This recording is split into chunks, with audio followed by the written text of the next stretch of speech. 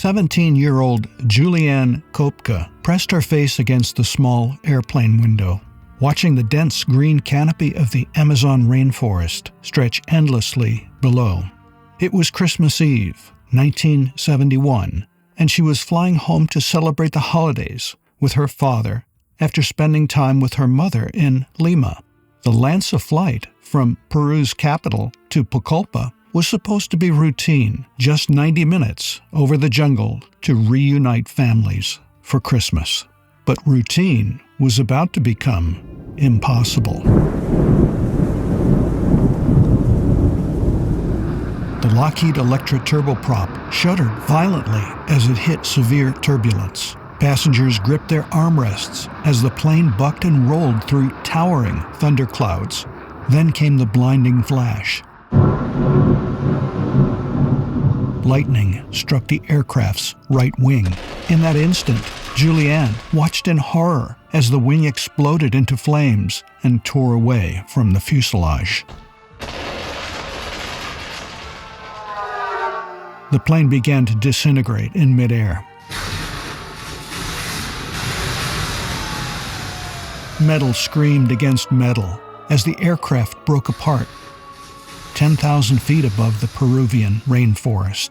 Julianne found herself still strapped to her window seat as it separated from the main fuselage, spinning wildly through the afternoon sky. She was falling, free-falling.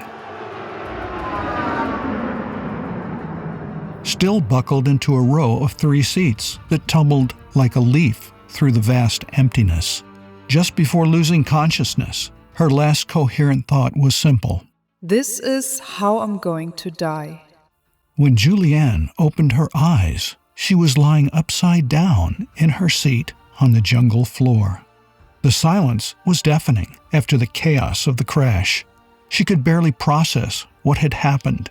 She had fallen 2 miles from the sky and was somehow still alive.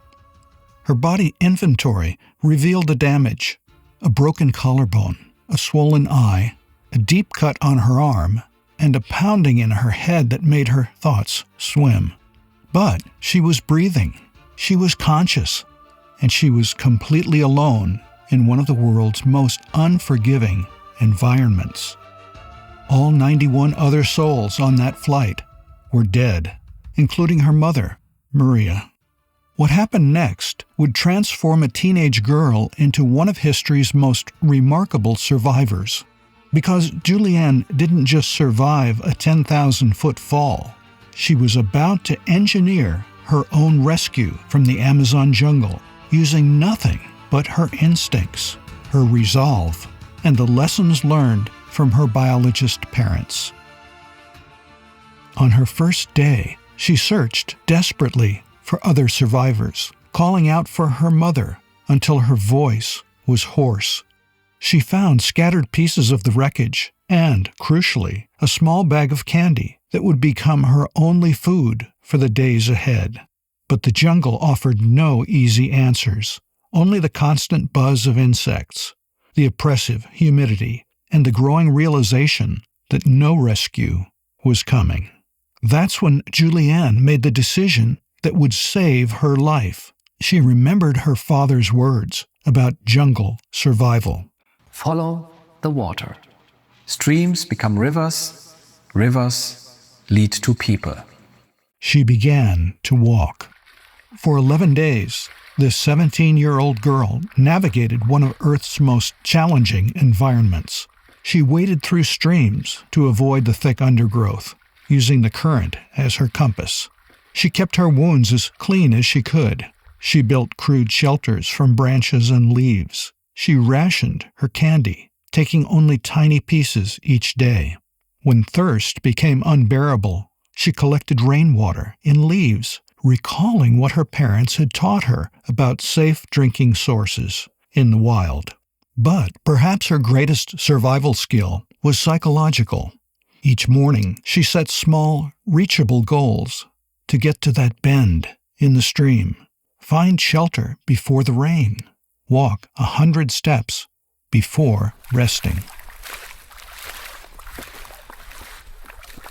She refused to think about the full scale of her situation. She focused, instead, on the next step. On her 9th day, exhausted and on the edge of collapse, she came across something extraordinary. Human-made objects. A shelter. A small boat. A path. She had found a logging camp. Inside the camp, she discovered a container of gasoline. She remembered a field method her father had taught her for treating wounds. She gritted her teeth and poured gasoline over her injured shoulder. It was agony, but it might help stop the infection. When the loggers returned the next day, they were stunned to find what looked like a ghost, a teenage girl, sunburned and half-starved, telling an impossible story about falling from the sky. They gave her food, treated her wounds, and the next morning paddled her downriver for hours until they reached a remote town with a radio. Julianne had survived a plane crash at 10,000 feet. She had survived alone in the Amazon rainforest for 11 days. She had walked herself out of the green abyss. And when the world finally heard her story, it didn't sound real, but it was. She wasn't rescued. Julianne rescued herself.